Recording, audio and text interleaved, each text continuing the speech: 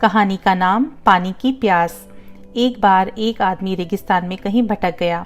उसके पास खाने पीने की जो थोड़ी बहुत चीजें थी वो जल्दी खत्म हो गईं और पिछले 2 दिनों से वो पानी की एक एक बूंद के लिए तरस रहा था। वह मन ही मन जान चुका था कि अगले कुछ घंटों में अगर उसे कहीं से पानी नहीं मिला तो उसकी मौत पक्की है। पर कहीं ना कहीं उसे ईश्वर पर यकीन था कि कुछ चमत्कार होगा और उसे पानी मिल जाएगा। तभी उसे एक झोपड़ी दिखाई दी। उसे अपनी आंखों पर यकीन नहीं हुआ। पहले भी वह मृत तृष्णा और भ्रम के कारण धोखा खा चुका था, पर बेचारे के पास यकीन करने के अलावा कोई और चारा भी तो ना था। आखिर ये उसकी आखिरी उम्मीद जो थी। वह अपनी बची कुची ताकत से झोपड़ी की तरफ रेंगने लगा। जैसे जैसे करीब पहुंचता उसकी उम्मीद बढ़ती जाती और इस बार भाग्य भी उसके साथ था। सचमुच वहां एक झोपड़ी थी, पर ये क्या, झोपड़ी तो वीरान पड़ी थी, मानो सालों से कोई वहां भटका ना हो। फिर भी पानी की उम्मीद में आदमी झोपड़ी के अंदर घुसा। अंदर का नजारा देख उसे अपनी आंखों पर यकीन ना हुआ।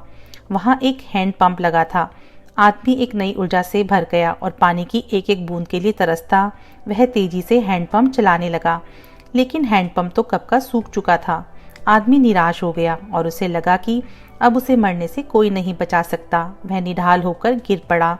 तभी उसे झोपड़ी की छत से बंधी पानी से भरी एक बोतल दिखी। वह किसी तरह उसकी तरफ लपका।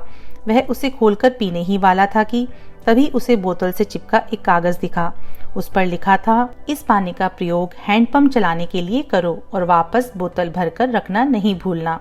ये एक अजीब सी स्थिति थी। आदमी को समझ नहीं आ रहा था कि वो पानी पिए या उसे हैंडपंप में डालकर उसे चालू करे। उसके मन में तमाम सवाल उठने लगे। अगर पानी डालने पे भी पंप नहीं चला, अगर यहाँ लिखी बात झूठ हुई, क्या पता जमीन के नीचे का पानी भी सूख चुका हो, लेकिन क्या पता पंप चल ही पड़े, क्या पता यहाँ लिखी बात सच हो। वह समझ नहीं पा रहा था कि क्या करे। फिर कुछ सोचने के बाद उसने बोतल खोली और कांपते हाथों से पानी पंप में डालने लगा।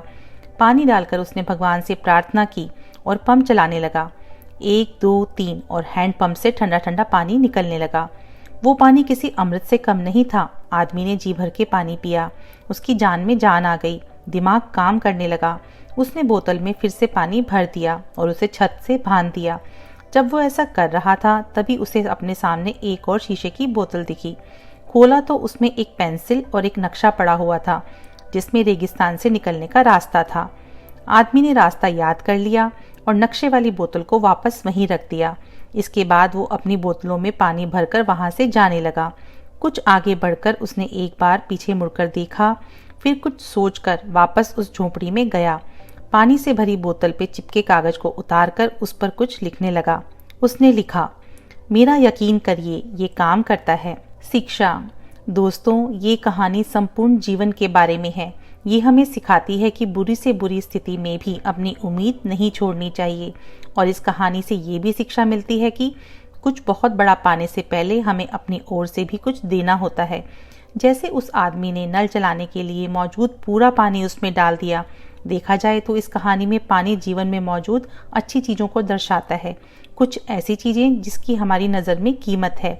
किसी के लिए ज्ञान हो सकता है तो किसी के लिए प्रेम और किसी के लिए पैसा।